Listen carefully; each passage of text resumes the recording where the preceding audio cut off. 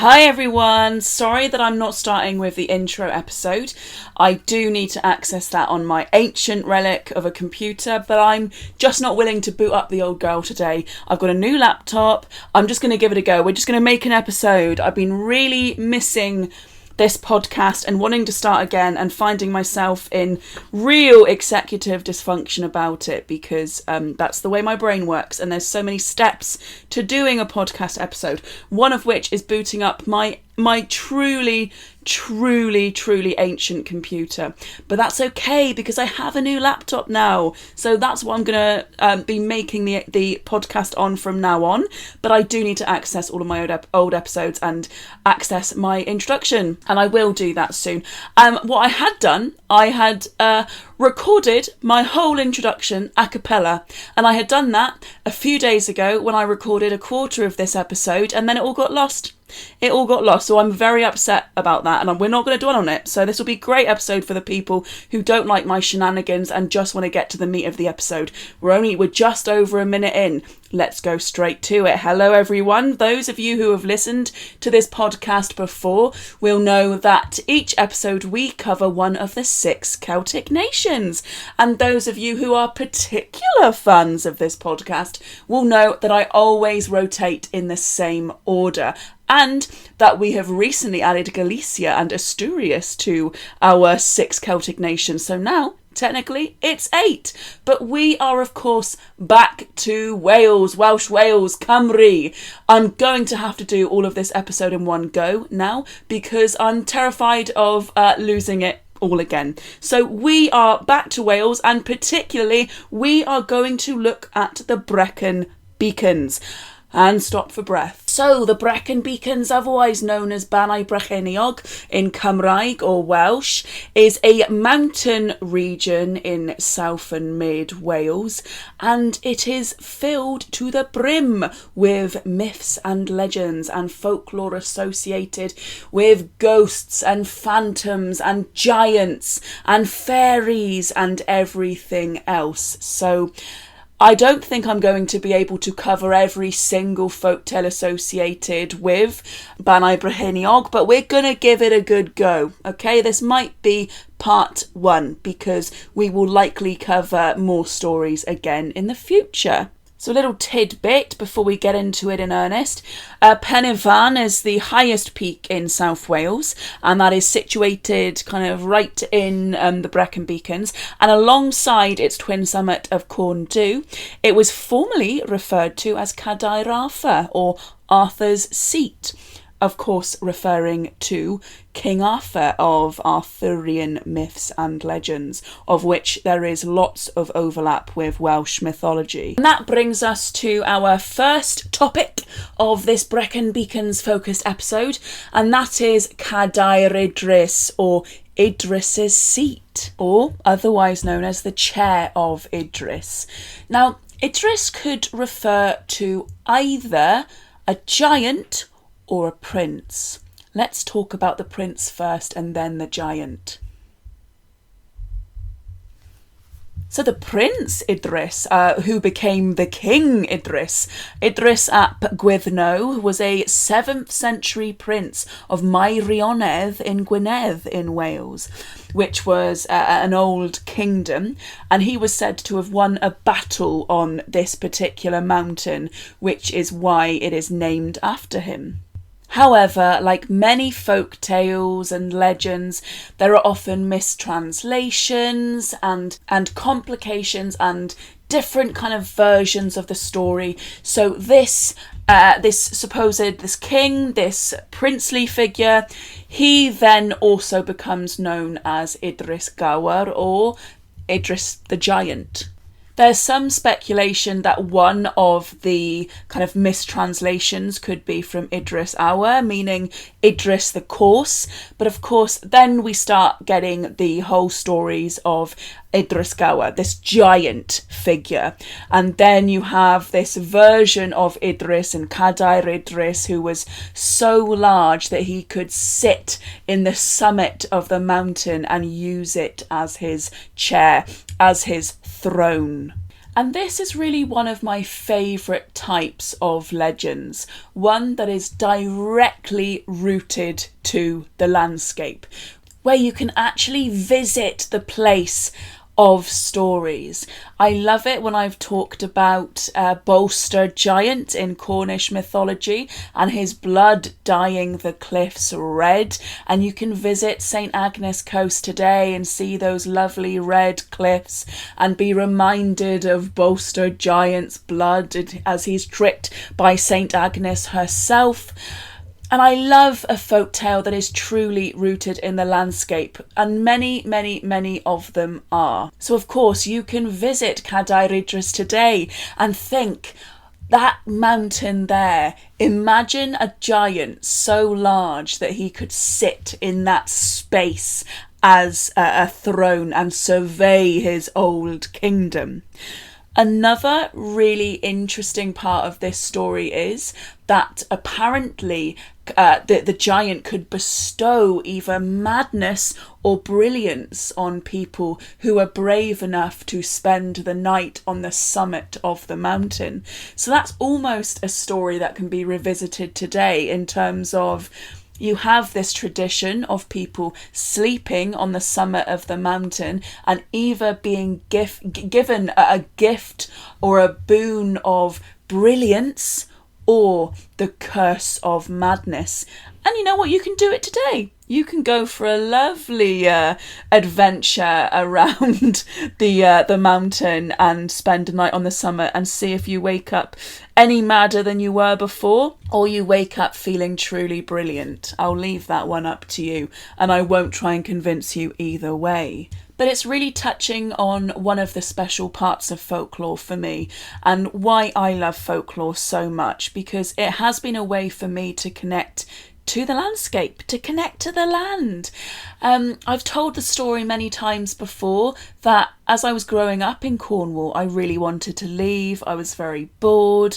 I just couldn't wait to escape. And of course, when I did leave, I really, really missed Cornwall. And one of the ways that I was able to truly fall in love with being Cornish and fall in love with the identity of being Cornish and feel kind of pride in being Cornish was through a love of the landscape and the folklore connecting to the landscape. The folklore was like the bridge for me to be able to truly appreciate the landscape of Cornwall and fall truly in love with it. Some people don't need all of those steps. They just love Cornwall straight up. But there we go. Not everyone is from St Austell.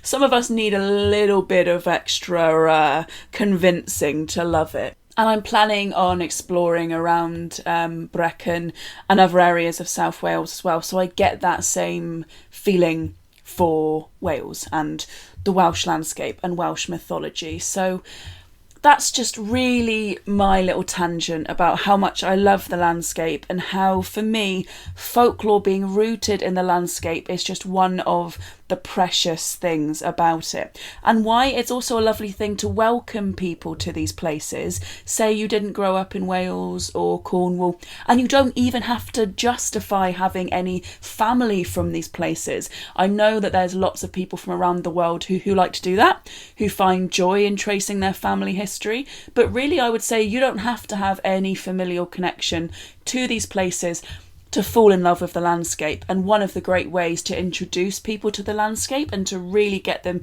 to connect to it is through stories and myths and legends. And I would love to, in the future, be able to do more tours where I actually show people around the landscapes of Cornwall whilst telling you myths and legends. So we shall see. That's something for the future. I should say within this little tangent, before I get straight back to it, I have now decided to go part-time working in the museum. Those of you who have been listening to this podcast for a while or follow me on other social media accounts will know that I work in a museum, which I love, but I've decided to go part-time so that I can focus on my other freelancey myths and legends talks, and I'd love to write a book and work on other projects, and of course try and dedicate some more time and love to this podcast because it becomes one of the first things that I neglect when I'm burnt out and I have a lot of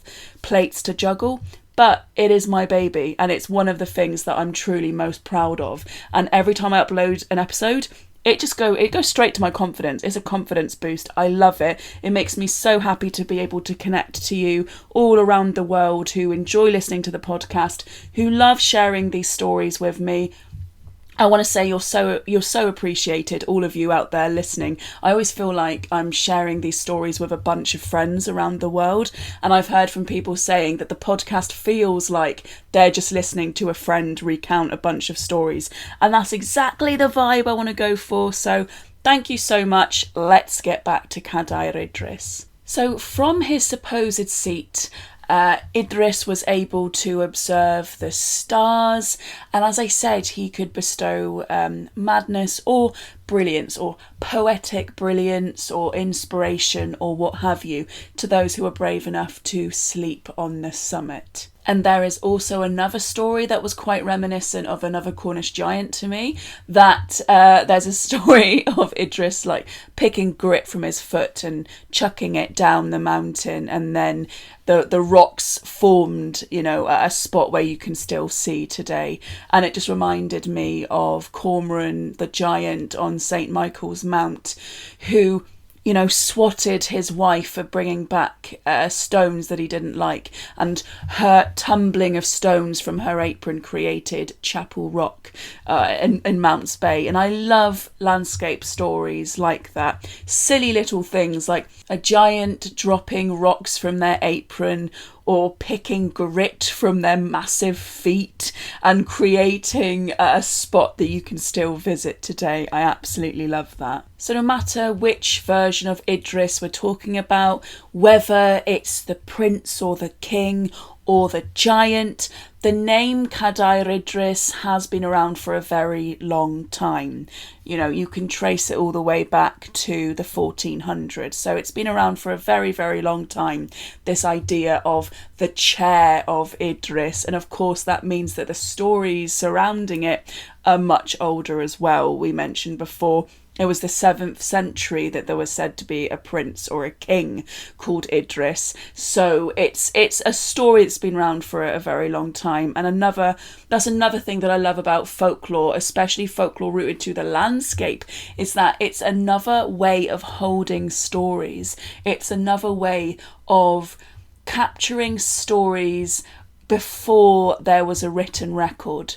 Before there was a written record, there was still that seat of Idris, the chair of Idris, and all of the stories associated with it. And I think that's really cool. So outside of the giant Idris, who again was said to be possessed of an interest in philosophy and poetry, spent his time stargazing and giving poetic boons to potential bards. Outside of this main figure, the surrounding landscape is also filled with some really interesting stories. There are stories of bottomless lakes nearby, as well as Cadair Idris being a hunting ground for Gwyn ap Nudd, the king of the other world, which is sort of the Arthurian version of Arawan, king of Anun, with his Cynanun, his hounds of the other world. And I think that lends a very mystical feeling to an area like this mountainous region, in that it can be a place where you can see fairies or giants, and also these figures from the other world, another world on top of our own, that you can often visit through bodies of water, through magical mists, and at certain times of the year when the veil between the worlds is at its thinnest. And that really brings me on to my next story, which is all around the lake Llyn Cwm Llwch on the Brecon Beacons. So Llyn Cwm Llwch is actually one of my favourite little stories. So this quote is found in the Welsh Fairy Book by W. Jenkin Thomas from 1908. In very ancient times, there was a door in a rock hard by, which opened once in each year on May Day, and disclosed a passage leading to a small island in the centre of the lake. This island was, however, invisible to those who stood upon the shore. Those who ventured down the secret passage on May Day were most graciously received by the fairies inhabiting the island, whose beauty was only equalled by their courtesy to their guests. They entertained them with delicious fruits and exquisite music, and disclosed to them many events of the future. They laid down one condition only, and that was that none of the produce of the island was to be carried away, because the island was sacred. This is, of course, a very common trope found in folklore and myths and legends of the fairies, in this case the Welsh Tylwyth Teg, the Welsh fairies, that you mustn't take fairy food. You mustn't take food from one realm to another. Even those with like a passing knowledge of folk tales, or of the Greek myths and legends, or even just of Pan's Labyrinth and the creepy pale man in Pan's Labyrinth, will know that it's never a good idea to pinch food from fairies. They really don't like it. And I wonder if there's something almost like moralistic about that. This idea of hospitality is so rooted in so many cultures. This idea of, putting on a feast for guests and partaking in a feast. These rules, these kind of unwritten rules of hospitality being central to relationships between kingdoms, between houses, between people. I wonder if there's a hint of that in these fairy stories, that that we have to understand that a lot of these folk tales are so much older than their written counterparts, and so we're going to find nuggets of moral advice and moral wisdom that are a lot older than we realise. There's really great moral lessons, and actually I've often said folklore is a great way to understand the people of the past. I always think it's a really underrated historical tool. Of course, we have traditional literature and we have archaeology, but I think folklore is a great way to understand how the people of the past felt, what their fears were, what their concerns were, and actually also what their moral codes were, what they believed was right and wrong. And I wonder if there's something about that in these stories of fairies and stealing food, taking food away from a fairy realm, or just taking anything, that idea of stealing as well. So yeah, I do wonder if there's something about that particular trope that we find in myths and legends that is actually part of a much older kernel of wisdom or advice, moral advice about that whole code around hospitality. And I would love to know what you guys think out there listening. I'd really love to know if that's kind of where your mind goes as well, or if we're coming to this conclusion at the same time together, because I'm really coming to it right now. This is a trope of stories that I'm very familiar with, and it's only now I'm thinking, hang on a minute, that's quite moralistic. And I've often come to realizations or ideas or thoughts, 2, 3, 4, 5 times after exploring a particular story or a particular idea. So yeah, let me know what you think. Let me know if you think there's a potential there. That's a kind of a fun thing to explore. And no doubt I could look on JSTOR and find a bunch of academic articles on just this very topic. And you know what? I might later on, but there we go. It's my thought within this story now. But I just love this mental image of this black, dark lake, Llyn Cwm Llwch. And in the centre of the lake is an invisible island, and the island is only seen on May Day. I love a story that has all of these very particular parameters around it, because it almost makes it more mystical to me, but it also makes you feel like, hang on a minute, maybe there is something here, because it's not just a place that you can get to all of the time. It's a place that you have to wait for very particular conditions to be able to see. So you have to wait for May Day, and you have to wait until you have to go on boat through this dark black lake and then see this island sprout up in the middle of the lake, and then find a door in the middle of the island, and then from the door walk through the passageway, and then find yourself in the realm of the Tulw of Taig, the Welsh fairies, who have to, of course, be feeling friendly enough to allow you entry into their kingdom. And that's, of course, where modern audiences find our problem, because there's already been hundreds and hundreds of years for humans to be rather naughty and not worthy of the friendship of the Tulw of Taig. And that's, of course, where we come now. There's a particular story of one evil man stealing a bunch of stuff from the kingdom, and of course upon landing back on the shore surrounding Llyn Cwm Llwch goes completely mad. So it's not like he can really even do anything with the food and the items that he stole. He goes completely mad for the rest of his life and never regains his sanity. But it also means that the door was shut to the mortal realm forever. This idea of mutual friendship and respect was closed forever because of the actions of one man. Which again feels very moralistic to me, feels very much like like all fables really. They're teaching you something, aren't they? They're teaching you how is the best way to purport yourself, how is the best way to act in a situation. And don't steal from people who are treating you like a guest already. That's pretty sage advice, I think.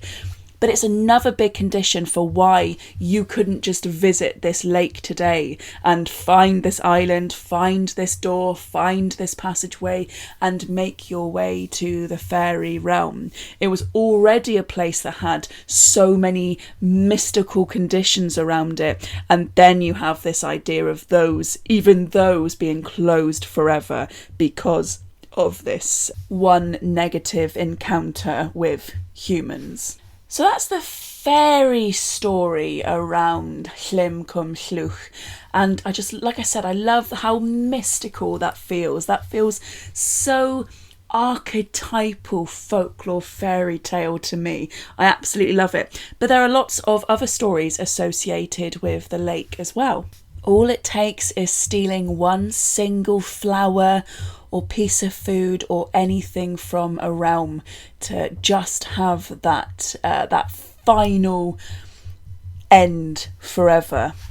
So yeah, don't steal flowers. And we also should know this, like about Beauty and the Beast as well. Although, no, I'm not going to say it, but there are probably some people that wouldn't mind being stuck in a massive house with a huge library and a beast that is falling in love with them. But we won't talk about that in this podcast. All I'm saying is I wouldn't say no to the library anyway. I digress. So there's this idea that Llyn Cwm Llwch was associated with the Tulw of Taig, the fairies, for a very long time. So there's other stories, centuries after this one man comes back from the land of fairies and goes completely insane.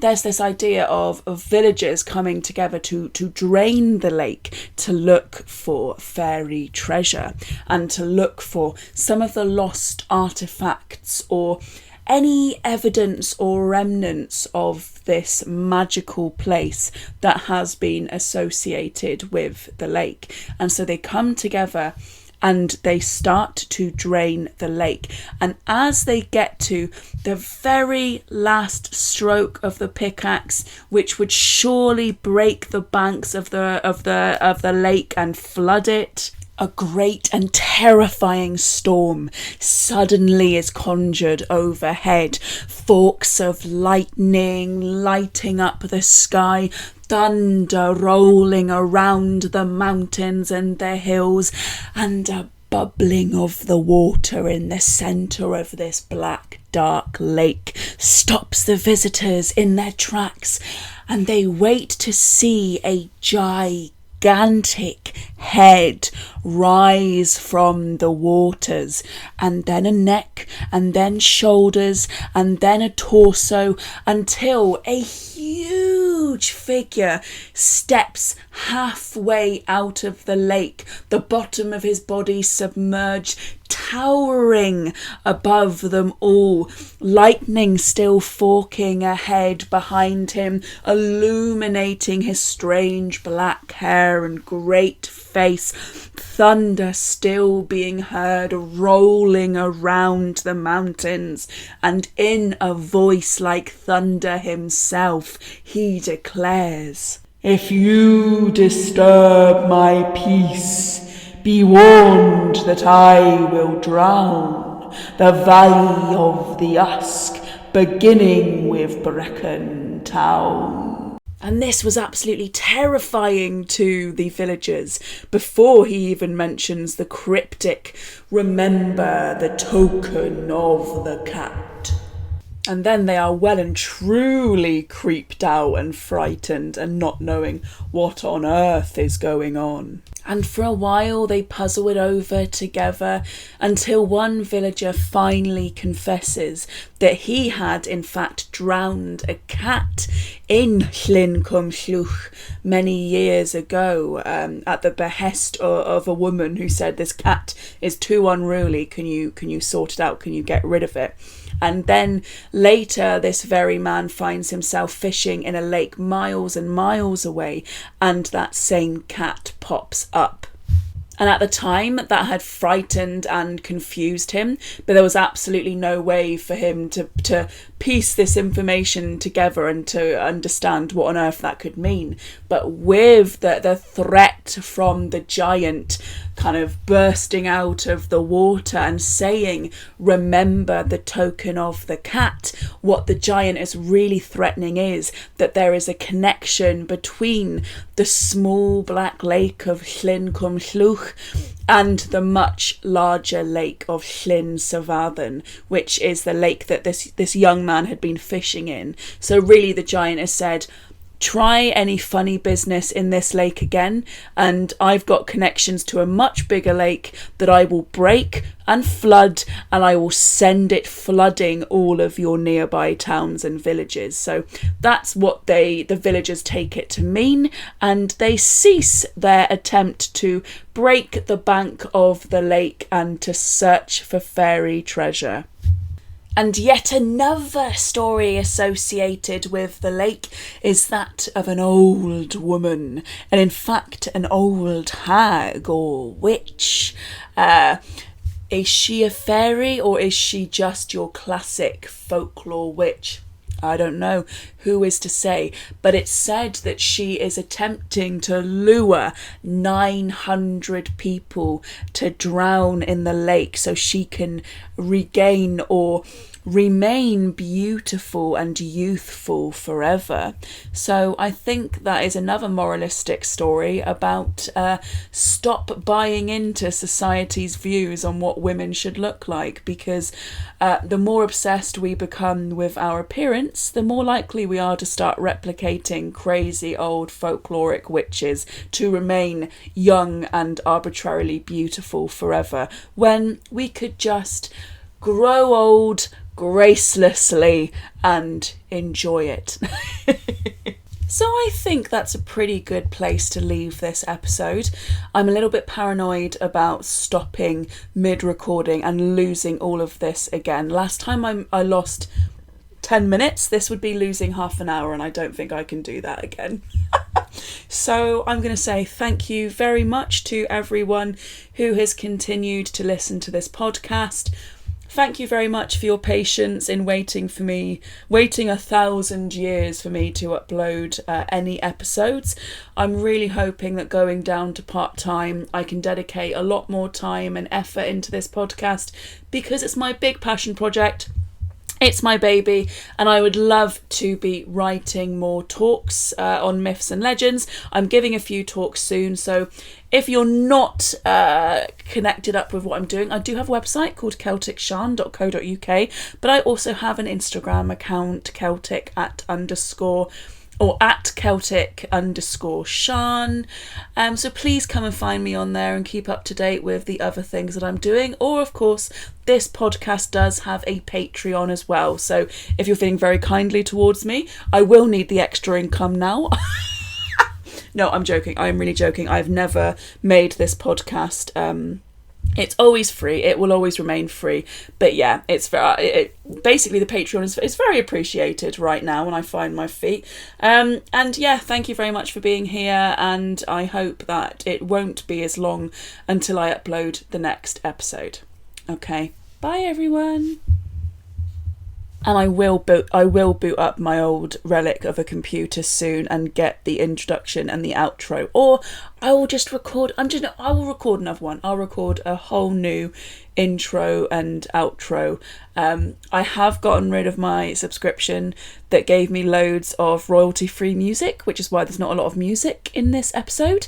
But I will reinstate that subscription when I can and start, incorporating lots of dramatic music back into the podcast. So again, thank you very much everyone, or should I say diolch yn fawr, because we are in our Welsh episode. Thank you, and speak to you soon.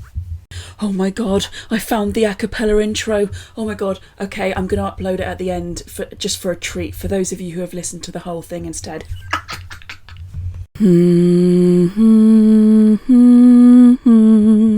Croeso, Difta, Benachtin, Gia Which, Fulcha, Dama. Welcome to the Celtic Myths and Legends podcast.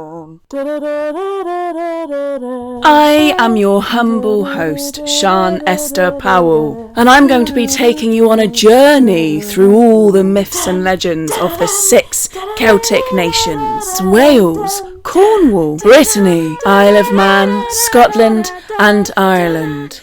Welcome.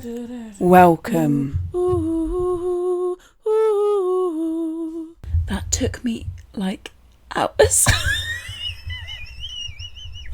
And listening back to it, I'm like, that's so bad.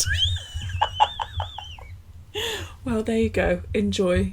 Speak to you next time.